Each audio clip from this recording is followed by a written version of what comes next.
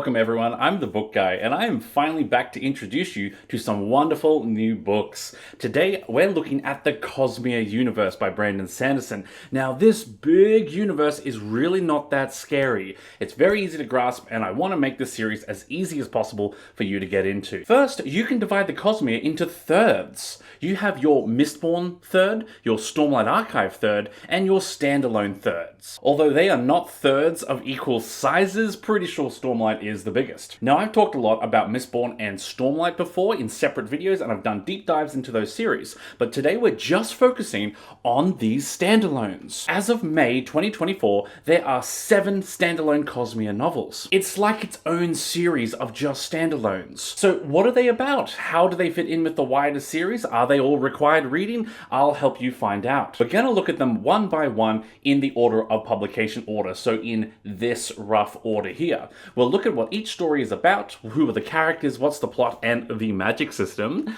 all to give you enough information to decide for yourself if you want to read them. Plus, we'll look at context for when and how each book was written, because I'm a huge nerd and I love behind-the-scenes context, and I know you do too. Finally, we'll look at some of the bigger Cosmere concepts and secrets to show you how it all fits together. It's a pretty comprehensive guide today. It's probably going to be my biggest video ever, so feel free to skip ahead if you're really just curious about one book in particular, okay? I won't judge. This is all about helping you and your reading. Now, let's begin with the book that started it all.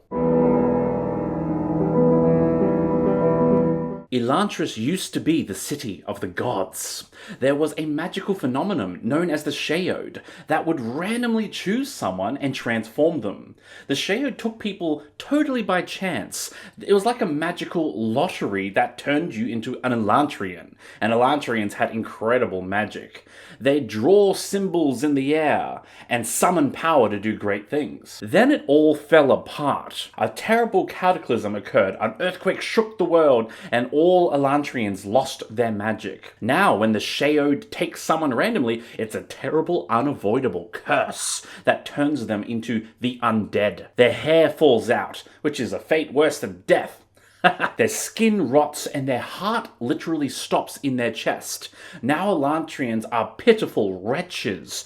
They are thrown into the city of Elantris and the doors locked behind them. It's now basically a leper colony. This story begins when the good Prince Raoden, the people's man, wakes up to find he has become one of the damned.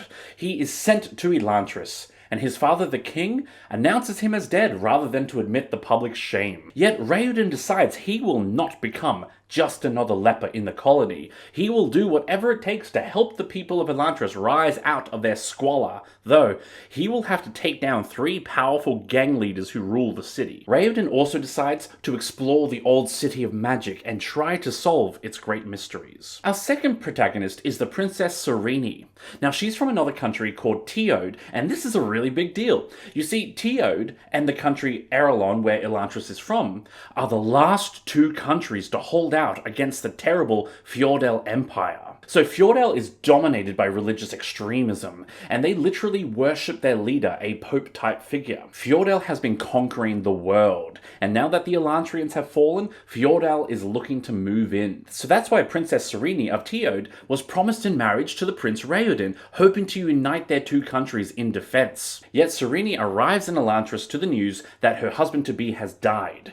She doesn't know that he's just a short distance away over in that leper colony.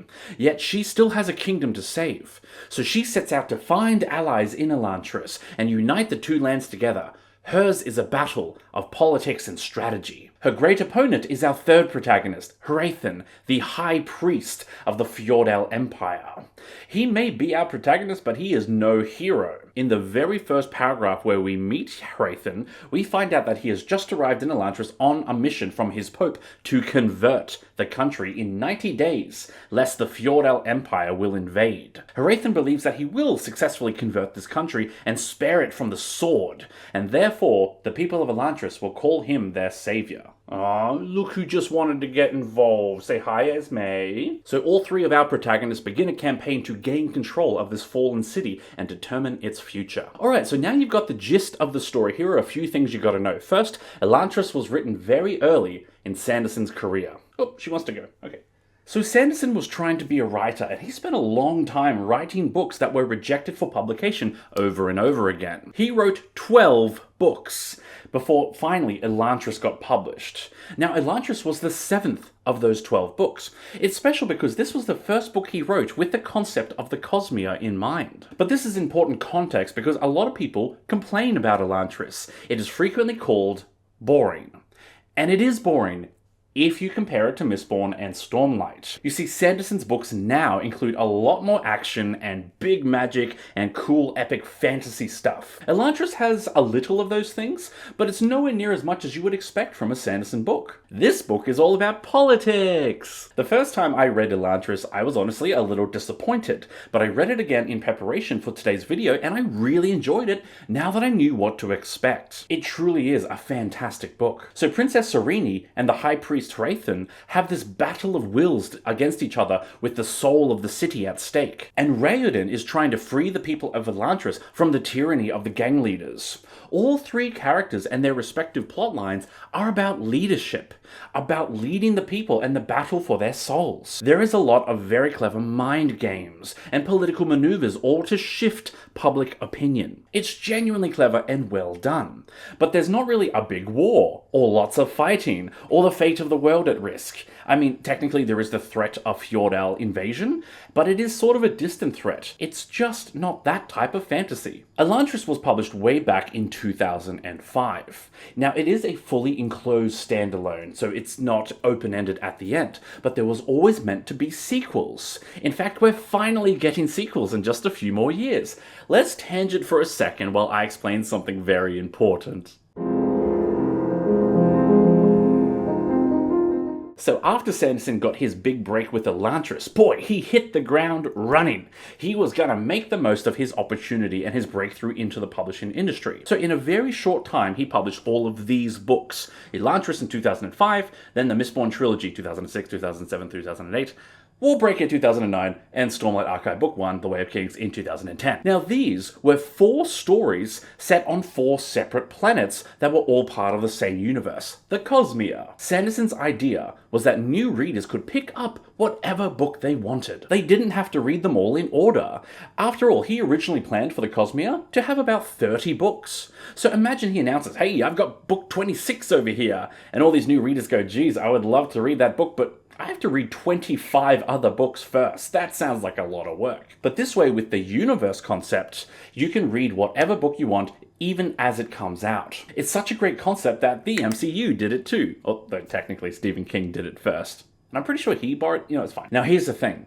The Cosmere was originally meant to be 4 series. There was going to be the Elantris series, and then Mistborn, Warbreaker, Stormlight Archive, with multiple sequels after each one. And then those 4 series would make up the big picture of the Cosmere. So what went wrong? Why are Elantris and Warbreaker still standalones after all these years?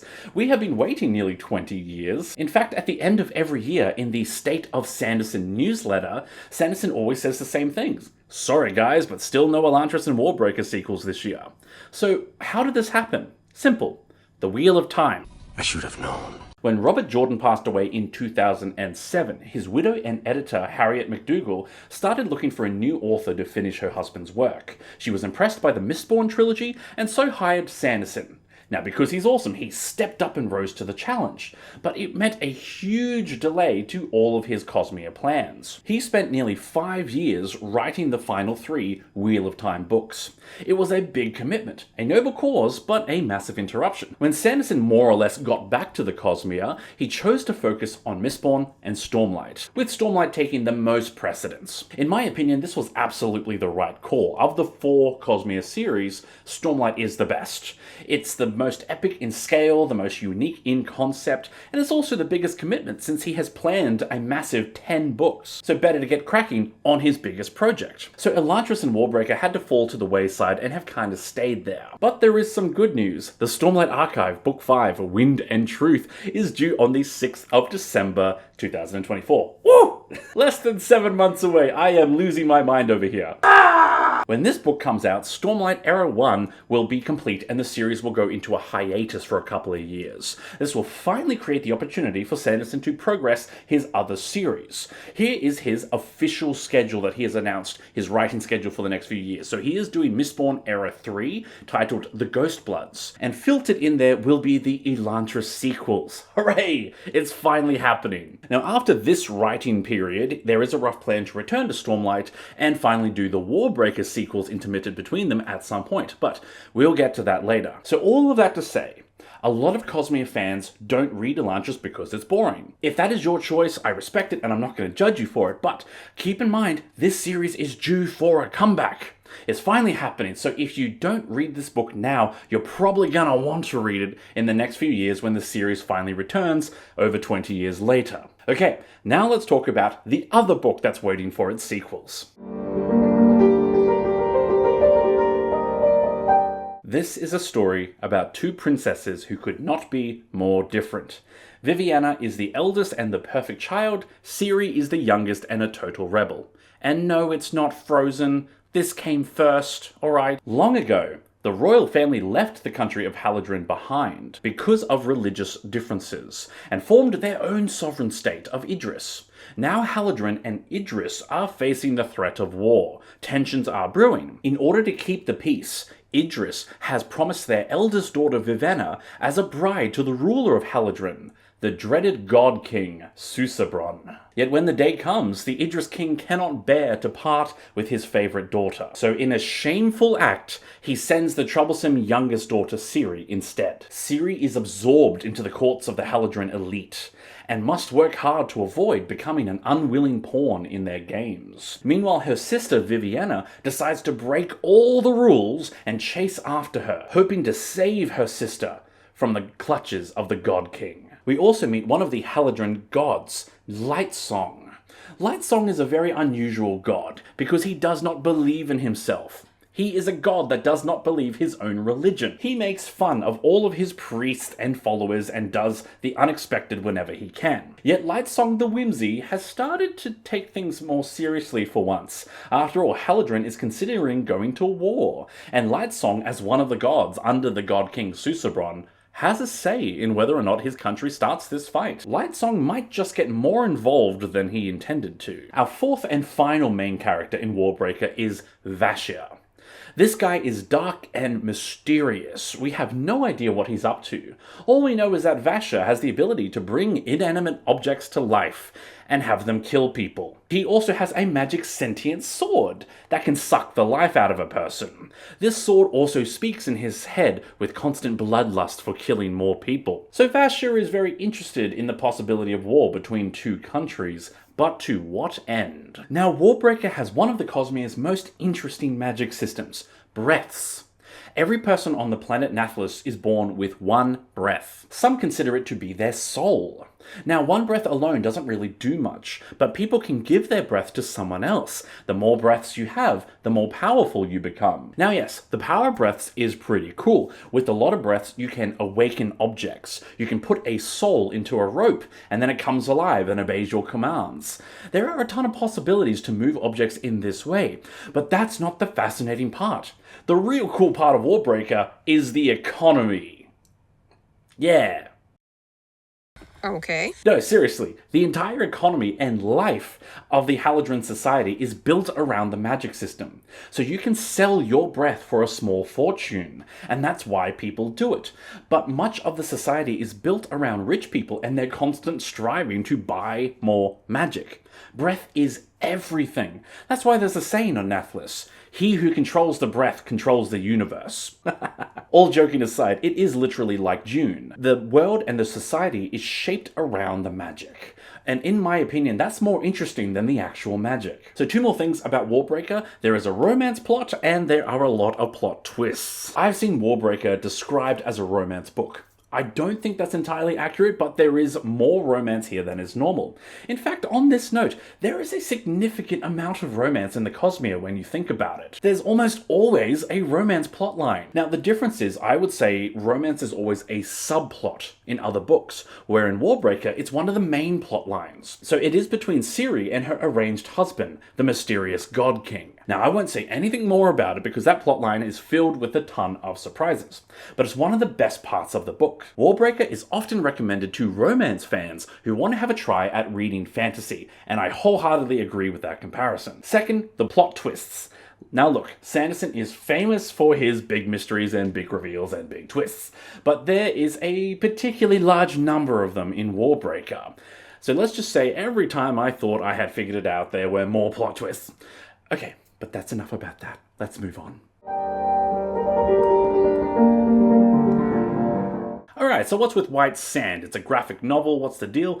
I gotta explain some context on this one first before we actually get into the story. White Sand was the first novel Sanderson ever wrote, and it wasn't great. He started this book long before he even considered the concept of a Cosmere. Years later, he wrote his 7th novel, Elantris, and it was the first novel where he had envisioned the Cosmere. That's when he revisited White Sand and rewrote it entirely, largely so it would fit into the Cosmere this time. While it was never published, he always intended to make White Sand canon because of how important it is to the wider Cosmere. Then Sanderson was approached by some publishers who wanted to make a graphic novel based on one of his books, like Mistborn or Stormlight. And he said, hey, instead of just repeating the story of Mistborn in graphic novel form, how about you do something original? He gave them his unpublished White Sand manuscript, and they adapted that instead. So this graphic novel is considered Cosmere canon, and White Sand is, as of May 2024, the first Cosmere story, chronologically. What's that, you say? There's a Cosmere chronological order? Don't worry about it. So, White Sand is about a desert planet that is totally not Arrakis, or Tatooine. It's not, it's called Taldane. Look, anyway, the Sandmasters here have the magic to control sands. Okay. Now, a competent Sandmaster can move 5 or 7 ribbons or strands of sand at the same time.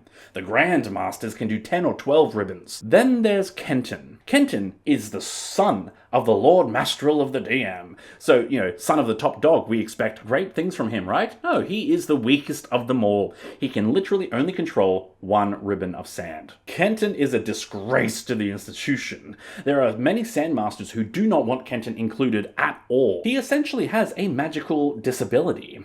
Yet this guy works twice as hard and twice as smart to keep up with everyone else. Where other Sandmasters can lift themselves off the ground with their sand, Kenton trains his body to run faster and harder. Where others can attack from multiple angles at once, Kenton uses a sword to balance out his lack. Now in this story, the Sandmasters come under attack, and so many of them are killed that Kenton is left in charge. Wow. Kenton has to deal with the fact that most of the world do not really like Sandmasters because they were a bunch of douchebags. Kenton decides to rebuild the Sandmaster institution, this time working with the people to help them in a much more accommodating fashion. But he has to overcome assassination attempts, legal roadblocks, and a whole society of people who would prefer to just let the Sandmasters die out entirely. Now, in typical Sanderson fashion, there are 3 protagonists. Right? It's such a thing. Anyway, the protagonist number 2 here is Chrysella, or Chris. She's a scholar from the dark side of the planet. Now yes, Taldane the planet does not rotate, a little bit like Earth's moon. So one side always faces the sun and is a desert. The other is always covered in darkness and has more greenery. Although for some reason the white people are all from the light side and the black people are all from the dark side. So apparently in this universe, skin pigmentation has nothing to do with melanin from the sun. Anyway, so Chris is a scholar and a massive nerd, and she's come over to the light side to research the mysterious Sandmasters. She wants to be best friends with Kenton and learn all his secrets. Yet she seems to have her own reasons for wanting to do this, and Kenton is not sure if she can be trusted. Our third protagonist is Ais. She's a cop and a detective, although it's called something else because it's a fantasy world. Ais has been hunting the crime lord Sirazan for years. She thinks the crime lord may have been involved in the Sandmaster massacre, so she begins protecting Kenton like a bodyguard. Except, Ais is a very religious person, and she thinks sand mastery is a form of blasphemy. So her prejudice is telling her that Kenton is secretly working for the crime lord in order to gain the top position he's now in. Whatever the case, Ais will get to the bottom of this. Sanderson wanted to write Ais based off Javert from Les Miserables, a lawman who was almost too devoted to the law. So that's the story of White Sand. It's a graphic novel available in 3 parts, or you can buy a big omnibus edition. Just note that there are multiple artists who worked on this project, so the art style changes a couple of times throughout. I know it's a different format and graphic novels are slightly more expensive than regular books, but it's still an important part of the Cosmere for 2 reasons: shards and world hoppers. That leads us to the next book. Alright, you want to talk about the Cosmere? This book has more clues about it than any other book. This reveals the most about the Cosmere. Let's talk about it. So when Sanderson started the Cosmere, there were 2 things that were going to link all the books: shards and world hoppers. So the shards are literally pieces of God. In the beginning of the Cosmere, the god Adonalsium was killed and ripped into 16 pieces. Those who killed God took up those pieces and became gods themselves. They spread throughout the universe and built their own worlds to rule, filling it with people and magic. There is one major problem though. When the shards were all together as one being, they were a fully functioning personality. Now that they're split apart, the shards are each dominated by one personality trait or intent that drives all that they do. So one shard is called honor, another is called devotion. That sounds pretty good, right? No, there are other shards called ambition or ruin. So as you can see, some of these shards, these literal gods, can become extremely dangerous and even evil without the other personalities to balance them out. And they shape their worlds in their image. As you get deeper into the Cosmere, you start to piece together who and where all these shards are. As of May 2024, there are 16 Cosmere novels, with multiple novellas and short stories. So we've mostly pieced together the shard timeline, but there's still a few more mysteries. It is a real highlight of reading this series, of discovering the plans and the actions of the deities of this universe. The second major link is the world hoppers. So these are the people who travel between worlds. The first one we meet is Hoyd, this guy. Hoyd has the distinction of appearing in every series in almost every single book. So in the Mistborn trilogy, Hoyd is in the first book, not books 2 and 3. But apart from that, he is in every Cosmere novel. But there are others like him who travel between worlds. How do they hop between worlds? I'll leave you to figure that one out. So why do I explain that all here about Arcanum Unbound? Because these links were meant to be very subtle at first. Sanderson did not expect to do crossovers until very late in the Cosmere timeline. However, fans started picking up on the Cosmere links and got very intense and asked lots of questions about it. So because of this overwhelming interest, he decided to put together Arcanum Unbounded, revealing as much about the Cosmere as possible at this stage. This is essential reading for understanding the greater universe. The book itself, it's a collection of short stories, but grouped together by planet. So for example, our first 2 short stories are from the world of Elantris. So we start with a note from a world hopper who gives an introduction and an overview of the planet, almost written like a scientific survey. This will give a very clear picture of the planet, civilizations, the magic system, and perhaps most importantly, the shards themselves who rule here. Each of these stories will have a very important note at the front.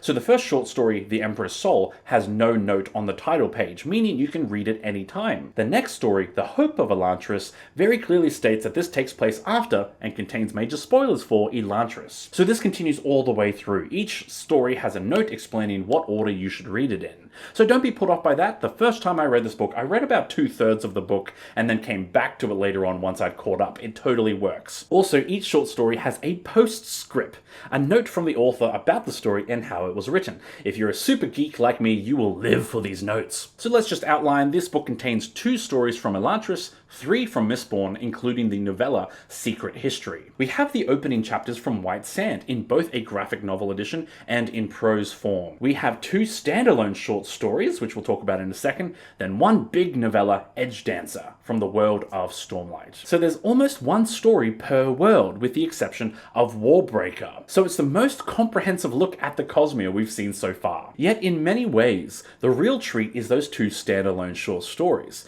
They are from unique worlds in the Cosmere that we've never seen before. I consider these two short stories to be almost like the seeds for the secret projects. As in, if Sanderson had written these short stories during a COVID lockdown, they might have been full novels. The first is Shadows for Silence in the Forests of Hell, which is the coolest title ever. On a planet where the dead leave behind a ghost, everyone must be careful to follow the 3 simple rules to avoid angering the swarms of ghosts. Don't kindle fire, do not shed the blood of another, and do not run at nighttime. Our hero is Silence Montaigne, an innkeeper. She is barely able to afford her inn. Yet when a bunch of criminals pass through her inn, she decides to follow them into the Forests of Hell, braving the ghosts to capture these criminals and claim a bounty great enough to keep her inn alive. This story was originally written for George R.R. Martin in his collaboration Dangerous Women. Full disclosure, this book has been on my reading shelf for about 5 years now. It happens to the best of us, guys. Not that I'm the best. You get my point. So this was a writing challenge that George issued to a lot of other talented writers, to write stories about dangerous women, but also not make those women masculine or do manly things. It was about women who were strong and still feminine. So in Brandon's story, she is an innkeeper. Now the other standalone story in this book is Sixth of the Dusk. This one is beautiful. So Sixth of the Dusk is a person. That's his name. He's a trapper that lives on a dangerous island filled with monstrous native wildlife. He has 2 birds that live on each shoulder, magic birds that warn him of danger. For example, he sees a vision of his own dead body floating in the ocean, and thus is warned that if he goes into the ocean today, he will die. Using the power of these birds, he navigates the dangerous jungle life. Yet the real danger is mankind, of course. Other people are coming to this island from very far off places, hoping to steal its magic and its power. Sixth of the Dusk must use every trick he knows to protect his land. This story is in many ways about an indigenous culture and way of life being threatened by outsiders looking to invade and colonize. It's heavily inspired by Polynesian cultures, and I admire this. There's an unfortunate myth in the real world that when Europe colonized most of the world, they brought civilization to backward people living in mud huts. In reality, many indigenous cultures were advanced, they just weren't militarized. But they had their own beautiful way of life and culture. So here I enjoyed this story about a humble native trying to keep his people's culture intact. Alright, so that's the gist of Arcanum Unbounded. Now finally, I know this is a long video, but let's at last get to these secret projects. So a quick recap in case you've never heard of this. Sanderson wrote these secret projects. When COVID hit, he had to cancel all of his public tours and appearances, and in all of his leftover spare time, he wrote extra books. What a guy! So he did 4 secret projects, 3 of which are based in the Cosmere, and those are the ones we're talking about today. You might recall Sanderson released these books through a Kickstarter, where I also got this shirt, and a bunch of other junk that's on my shelf right now. But it was partially because his publisher was already booked out with releasing his regular books and didn't have time in the schedule to print more, which is just such a crazy problem to have. I love it. Now, originally Sanderson told people nothing about these books, so they were just simply Secret Project 1 and 2, etc. So you could go in totally spoiler free. I'm not doing that today. I'm here for those of you who need a little bit more convincing before you commit to a book. So, without further ado, Tress lives on an island surrounded by emerald seas. She listens to the stories of sailors as they pass by her tiny home to refuel on their ships. And she dreams of the wider world of pirates and monsters and magic that's all out there waiting for her. Her childhood best friend is Charlie, and there's definitely some romantic tension there with dear sweet Charlie. Yet Charlie has to go away on a voyage, and is lost at sea, presumed captured by a deadly sorceress. No one else dares risk the deadly seas to rescue him, so Tress sets out on her own, as a stowaway, determined to find Charlie against all odds and rescue him from the sorceress. Yet despite all the stories she's heard about the Emerald Seas, Tress still has no idea what she's getting herself in for. So the coolest thing about this world is the Emerald Seas. Yes, they're green, but they're not made of water, not exactly. So this world is filled with aether. Aether has intense chemical reactions, depending on which of the 12 types of Aether are used. So Aether spores are a plant life, and if you introduce water, they grow so fast it's like a lightning strike. This is an old magic system that was originally invented during Sanderson's unpublished early books, and now Aether is officially part of the Cosmere. This book is an adventure quest. It was inspired by The Princess Bride, and in many ways it is a retelling of this classic story, where Princess Buttercup is actually useful and does something. When her beloved is captured by pirates, Tress just doesn't sit around grieving. Tress is an active heroine who goes out on a quest to save the ones she loves. And most interesting here is the narration style. You see, this story is written as if it's an oral history told around the campfire, and we soon learn the narrator is none other than Hoid himself, the original world hopper. The whole story is told in his cheeky tone, and also told with all of his inner knowledge of the Cosmere, and he adds context for some of the more unusual things in this world. It's a delightful story that works both as a standalone and entry point for the Cosmere, but also a deep dive into extended lore for established fans. Nakaro is a nightmare painter, although he prefers to call himself simply Painter. He patrols the city at night and guards it from monsters. The city is surrounded by an inescapable mist. Every time a nightmare appears within the mist, Painter paints a picture of something harmless and tricks the nightmare into taking that shape and neutralizing its danger. It sounds exciting, but Painter is kind of bored of this life. Elsewhere, Yumi is a Yoki Hijo, like a spiritual guru. She builds towers out of little rocks by stacking them and balancing them in beautiful ways. This attracts spirits, and Yumi can use those spirits to bless her people. Yet Yumi does the same task day in and day out. Yet one night, Painter is looking up at the day star in the sky, and he passes out. He wakes up and he has swapped bodies with Yumi. Somehow he is in her life, and she is like a ghost that follows him around, furious at him for possessing her. Yet 12 hours pass and they switch. Yumi is now in his life, and he is the ghost following her around. Neither Painter or Yumi have any idea what is going on or how they formed this connection, but they have to work together to figure it out. Because in Painter's life, the nightmares are growing stronger.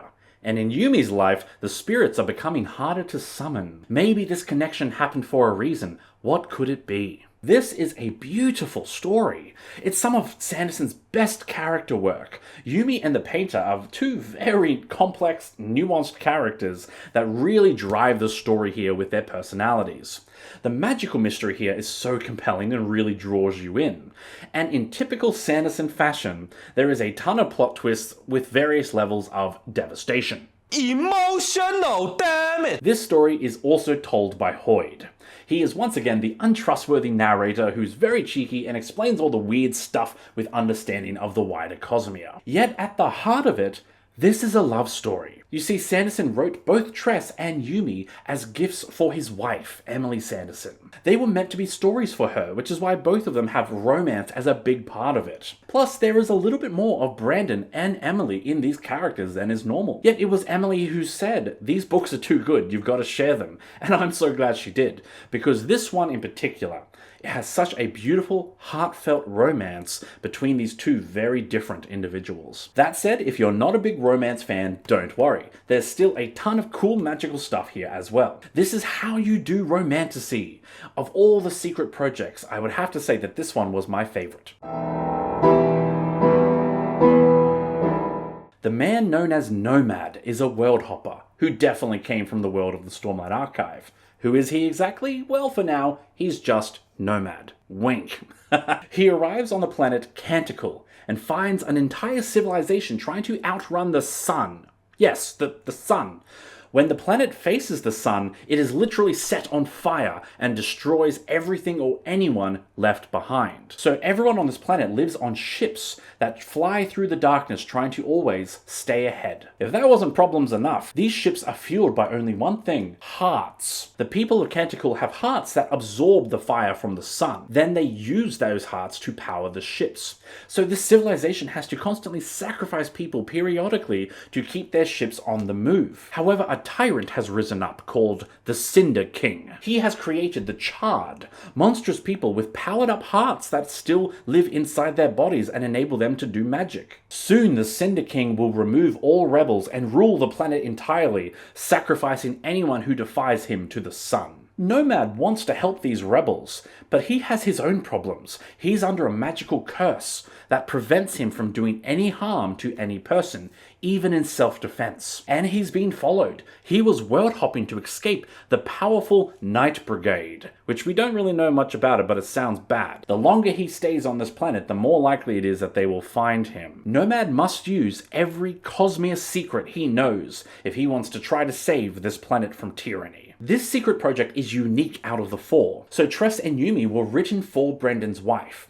His other one, The Frugal Wizard's Guide, he wrote for himself as a fun experiment to flex his creative muscles. Yet The Sunlit Man was written for the fans, and it is a masterclass in how to do fan service. This book is full of little rewards for long-term fans, like throwbacks, references, and secrets revealed. It also hints at new mysteries in the Cosmere and hints of the future. This is also a pretty magic-heavy book. So Nomad, our protagonist, has magic from Stormlight Archive series, but he's dealing with the local magic of Canticle and other magic he's encountered along his travels. And all of these interact in very clever ways. It's complex, but never quite too hard to keep track of. Also, Sunlit Man is in many ways our first true crossover novel. We have magic from different worlds colliding. We've seen a glimpse of it here and there and a hint of it, but it's done openly here for the first time. Mark my words, everyone, this is what the future of the Cosmere looks like. But now it's time to address the elephant in the Cosmere. Any chat about the Cosmere is incomplete without a mention of Dragonsteel. So Dragonsteel is a big deal within the Cosmere. It's the name of Brandon's company and the logo that shows up all the time in his YouTube videos and websites, etc. But Dragonsteel doesn't exist yet.